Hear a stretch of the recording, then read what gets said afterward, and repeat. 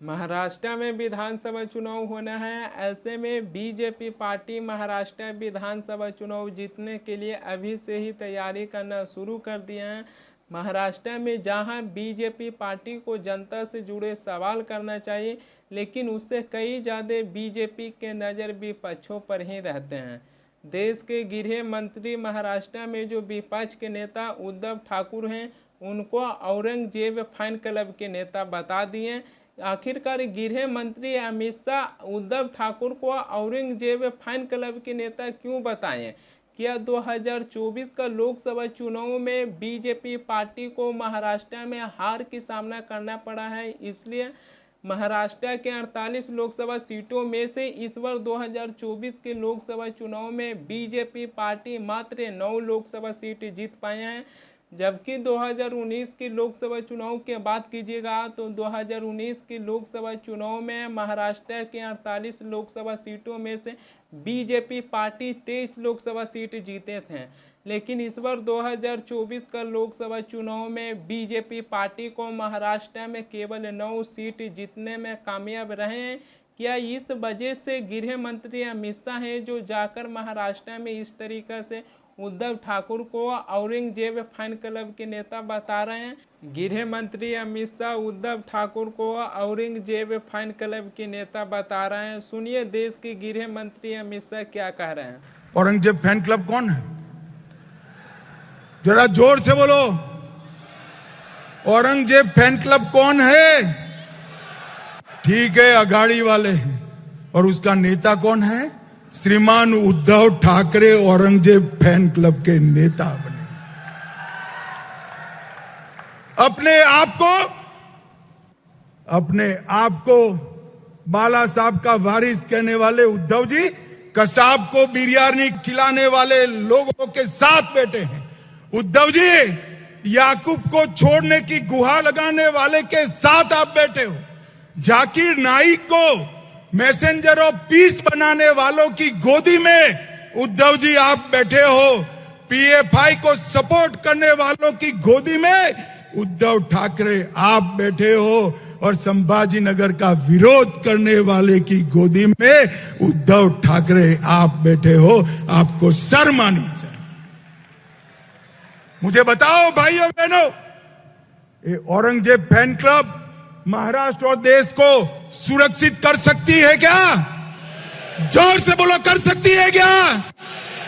देश को सुरक्षा केवल और केवल भारतीय जनता पार्टी दे सकती है। वहीं पर ही गृह मंत्री अमित शाह शरद पवार को भी नहीं छोड़े। गृह मंत्री अमित शाह हैं जो कहें कि भ्रष्टाचार की सबसे बड़ी सरगना शरद पवार हैं और ये हम डंके की चोट पर कह रहे हैं। देश के गृह मंत्री अमित शाह ऐसी शब्द को प्रयोग कर रहे हैं विपक्ष के खिलाफ। सुनिए गृह मंत्री अमित शाह क्या कह रहे हैं। भ्रांति फैलाकर चुनाव जीतना चाहते हैं और भ्रष्टाचार की बातें कर रहे हैं। भ्रष्टाचार का सबसे बड़ा सरगना भारत की राजनीति में है तो शरद पवार है। इसमें मेरे मन में कोई कंफ्यूजन नहीं। आप क्या आरोप कर रहे हो हम पर? इस देश में कोई भी सरकार में भ्रष्टाचार को संस्थागत करने का काम, इंस्टीट्यूशनलाइज करने का काम अगर किसी ने किया तो शरद पवार आपने किया है। मैं डंके की चोट पर कह कर जाता।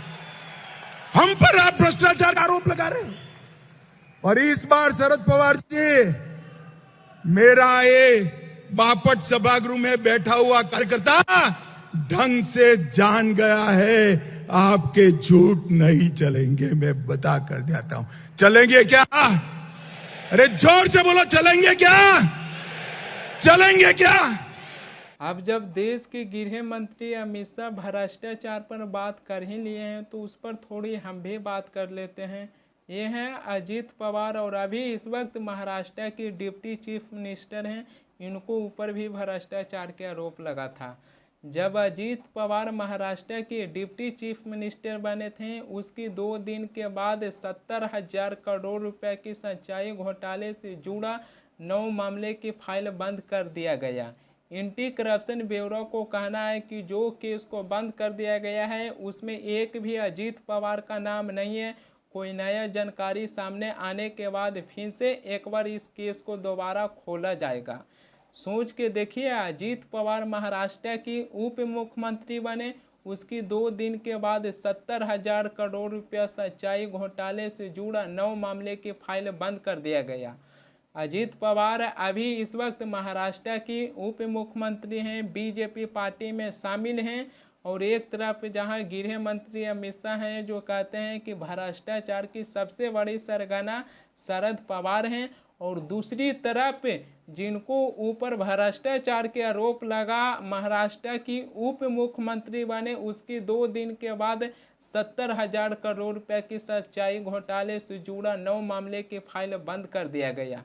अजीत पवार उन्हीं के पार्टी में शामिल हैं। अगर भ्रष्टाचार की बात होती है तो असम के मुख्यमंत्री हेमंत बिस्वा शर्मा इससे पीछे नहीं हैं। शारदा चिट फंड घोटाले में अगस्त 2014 में एक दिन अचानक हेमंत बिस्वा शर्मा की गुवाहाटी स्थित घर पर सीबीआई है जो रेड मारते हैं। 2014 की नवंबर महीने में ही हेमंत बिस्वा शर्मा से सीबीआई है जो कलकत्ता में कई घंटों तक पूछताछ करते हैं। इसमें कई ऐसे मीडिया रिपोर्ट हैं जो ये दावा किए हैं कि हेमंत बिस्वा शर्मा शारदा कंपनी से हर महीने 20 लाख रुपया रिश्वत लिए थे। मामला आगे बढ़ा, हाईकोर्ट पहुंचा। जनवरी 2015 में गुवाहाटी हाईकोर्ट है जो चिट फंड केस की जांच सीबीआई को सौंप दिए। उसे कुछ ही महीना पहले हेमंत बिस्वा शर्मा बीजेपी में शामिल हो गए हैं। बीजेपी में शामिल होने के बाद हेमंत बिस्वा शर्मा को एक बार भी सीबीआई है जो पूछताछ के लिए नहीं बुलाए हैं। जबकि अरविंद केजरीवाल के मामला को देखिएगा तो ईडी के बाद अरविंद केजरीवाल को सीबीआई है जो गिरफ्तार कर लिए थे, लेकिन यहाँ पर ये असम के मुख्यमंत्री हेमंत बिस्वा शर्मा बीजेपी में शामिल हो गए हैं, तो एक बार सीबीआई है जो हेमंत बिस्वा शर्मा को पूछताछ के लिए नहीं बुलाए हैं। यहाँ पर जिस तरीका से विपक्ष के नेता भारत की एजेंसी पर जो सवाल उठाते हैं उसको हम नज़रअंदाज नहीं कर सकते हैं, लेकिन गृह मंत्री अमित शाह हैं जो कहते हैं कि भ्रष्टाचार की सबसे बड़ी सरंगना शरद पवार हैं। लेकिन एक बार अपने ही घर में देख लीजिए कि कौन भ्रष्टाचार है और किस पर भ्रष्टाचार के आरोप लगा था। हेमंत बिस्वा शर्मा पर जब भ्रष्टाचार के आरोप लगा तो बीजेपी को ज्वाइन कर लिए, और बीजेपी को ज्वाइन करने के बाद एक बार भी सीबीआई उन्हें पूछताछ के लिए नहीं बुलाए। जबकि अरविंद केजरीवाल के मामला को देखिएगा तो ईडी उनके केस में कमज़ोर पड़ने लगा, तो सीबीआई है जो अरविंद केजरीवाल को गिरफ्तार करनी है।